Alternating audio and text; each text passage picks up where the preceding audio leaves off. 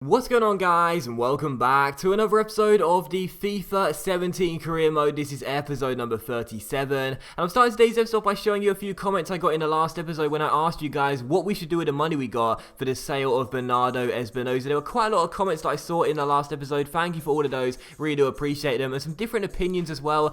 Some of you guys saying I should go in for a new centre-back as opposed to a new goalkeeper, obviously because we just sold a centre-back, so try and get someone else in. But of course right now we've got Davis, we've got Kimpembe, and of course Heinz as well, plus Gibson, don't forget him, and the young man Fry.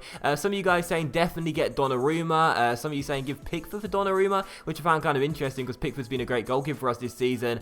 Some of you guys wanted some more English talent, so Michael Keane was thrown about a couple of times. And also the one comment I really liked was from Jake, who said definitely get Donnarumma now because think how more expensive he'll be after the 6 months are up, because of course right now Donnarumma has 6 months left on his contract, and of course we know he'll get a new deal at Milan coming the end of the season because it always happens. But if we leave it and look for him next year, his valuation will go up and up and up. So if you want to get Donnarumma, now is the perfect time. So thank you for all the comments, I really do appreciate it. And as you can see, we start today's episode by selling Connor Ripley, our third choice goalkeeper right now. And also I looked at Milan's goalkeeper situation. They got Diego Lopez, Kenneth Vermeer, Gabriel, and Gianluigi Donnarumma. So I thought, do you know what? I saw a lot of you guys saying yes, definitely get Donnarumma. I know some of you guys don't want me to get him, but I thought we may as well put a bid in for him because his valuation will get higher and will rise next season onwards as he continues to get better, and of course he'll sign a new deal come the end of the 6 months because it always happens in career mode. So we put in a bit of £10 million. We shall wait and see what Milan say. They asked for £15.5 million. We'll try and barter though. Cheapskate Doc's back at it again and see if Milan will accept a lower deal, which I think they will. We put in a £10 million offer though. We'll wait and see what they say, and it's not unheard of for teams to have 3 good goalkeepers, you know, so there's no reason why we can have them. And of course Valdez is only here for the next 6 months anyway, so we'll put in a bit regardless, see what Milan say. We can't afford £15.5 million though, so if they reject that bid and won't accept like £11-12 million maximum, that's all we can offer, then that deal will probably get stuck in the mud and won't go anywhere. But you never know, we'll have to wait and see. Hopefully it will get off the ground though, because I would like Donnarumma. I'd like to at least offer the guy a contract and wait and see what he says. I really would like to bring him to the Riverside Stadium. I think he'd be our number one for many years to come. I guess we'll have to wait and see. But still, for the first game of today's episode here, we take on Chesterfield in the FA Cup round of 32. So looking forward to this game. We beat Stoke in the last game. Coming into this one, looking to get the win and get ourselves through to the next round. We played a strong side against Stoke, but against lower league opposition, I didn't feel the need to. Fielded a completely weakened side, and what a game. What a start to the game as well. Because just 20 minutes in, we would open the scoring through Josh Onoma, getting what I believe is his third goal this season. It was a really nice team goal as well. What a ball that was too, by Julian Dessart, I think it was. A brilliantly timed through ball. Onoma bared down on goal and found the back of the net. So 1-0 to the Borough, a perfect start, and we take the lead and settle the nerves early. In the 32nd minute, another chance here to make it 2. Josh Onoma once again causing problems. Great little ball inside towards Callum Wilson here, who took it round his man, drilled across into the centre, but Tammy Abraham's shot was well blocked and then saved by Lee as the score was still 1-0.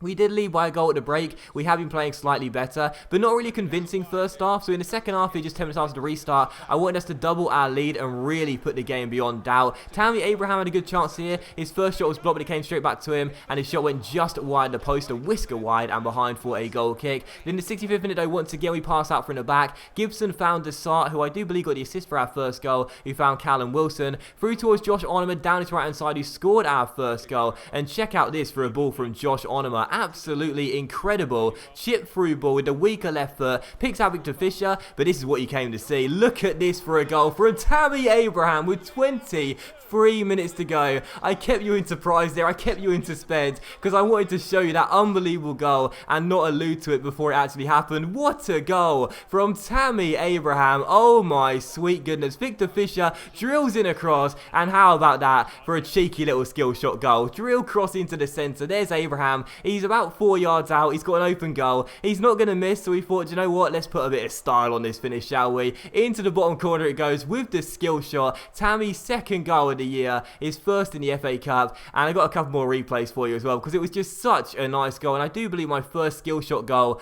of this career mode. Oh my word, that was absolutely delicious. And yes, of course, he's about 3 yards out. It's an open goal. He's not going to miss, is he? But it's still pretty nice to watch. Victor Fisher drills it in, and look at that for style. Tammy Abraham Abraham. Absolutely beautiful goal in front of the travelling fans as we go 2 goals up, and that puts the game beyond doubt. Chesterfield did have some chances in this game, won a few late corners as well, tried to put us under pressure, but really they didn't threaten us too much. And later on in the game, Josh Onomer, who caused problems all game long, had a great chance leading a break here to make it 3. Bradley Price, our academy graduate off the bench, found Will Hughes. He held it up, gave it towards Matt Target. He went for goal, but Lee made the save, and eventually as Onomer crossed the ball into the centre, it was dealt with by Chesterfield. So still 2-0 to the Borough, and again, it wasn't our most convincing of wins, especially not against lower league opposition, but we did field a completely weakened side. And I've read some comments from you guys as well when I asked you guys about simulation, what games you guys simulate. Some of you guys say you simulate these type of games, against lower league opposition in the cup, but I do like to play them because I like playing with a full weakened side, as Matt Target here really should have hit the target, but sadly put that header wide of the post. That was an absolute sitter there. How I missed that, I don't know.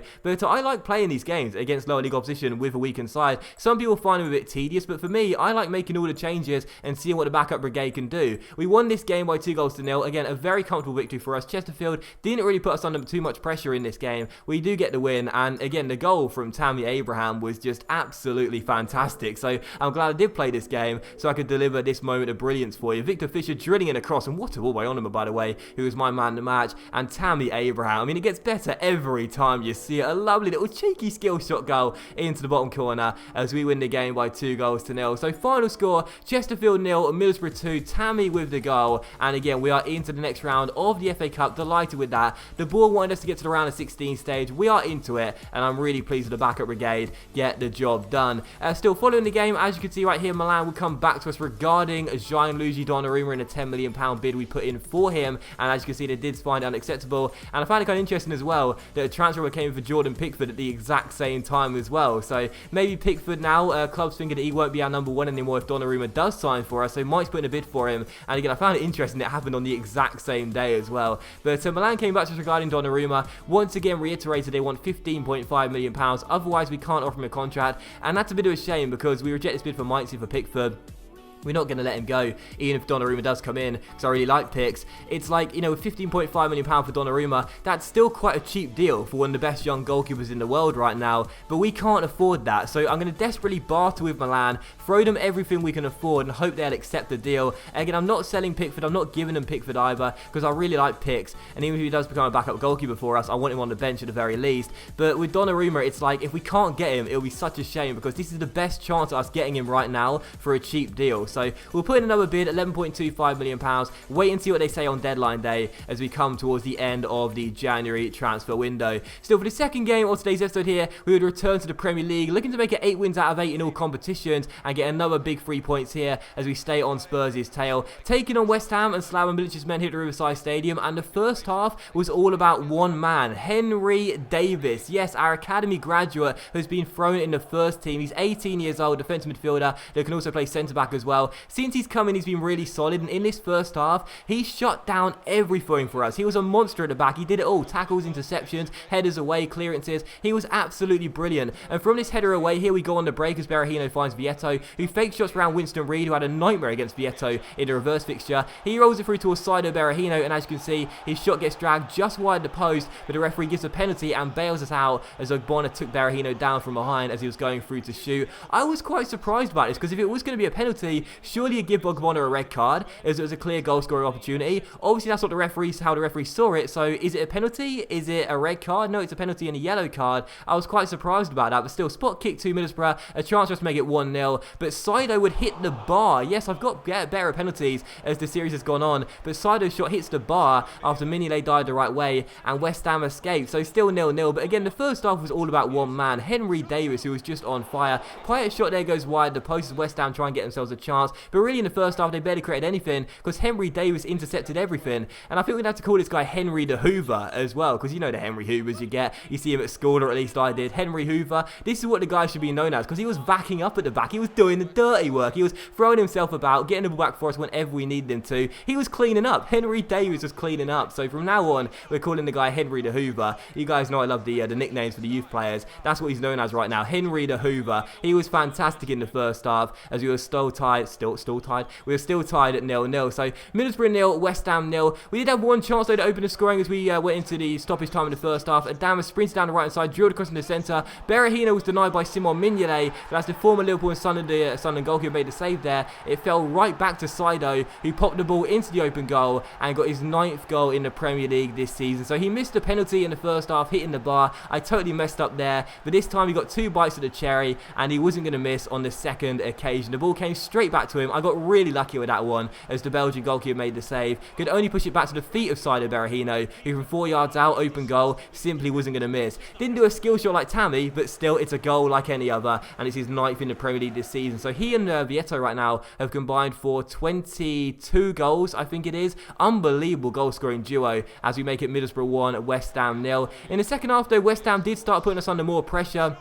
They got a few more attempts on goal. This shot here, well saved by Pickford, and it was still 1-0. And then with 15 minutes to go, another chance here. And Valencia found Antonio through towards Nordveld, back inside towards Lanzini. And after some really nice passing, Valencia was played forward, and the Ecuadorian slotted the ball past Jordan Pickford. And a man that was previously on loan at Everton last season would make it 1-1 as he returns to West Ham and celebrates with Slaven Bilic as he equalises for the Hammers. So Middlesbrough 1, West Ham 1. Sadly, we did look as though we were going to throw 2 points away late on, and it was Valencia with the goal. It was a real shame as well because we were defending so well up until that point, but this goal was just so good. You'll see it on the replay once again. The quick incisive passing was so good. They cut through me like a hot knife through butter. It was really great passing, quick little one-touch movement, and a really good finish by Valencia as well. So the Ecuadorian striker does make it 1-1 as West Ham would equalise, and later on they went in search of a winning goal, but as you can see, we held on for the point. We had one man to thank for that as well. Henry Davis with 2 big headers late on as crosses were launched into the box, and Henry the Hoover vacking up at the back, cleaning up, doing what we needed, ensures that we would at least get a point. So final score, Middlesbrough 1, West Ham 1.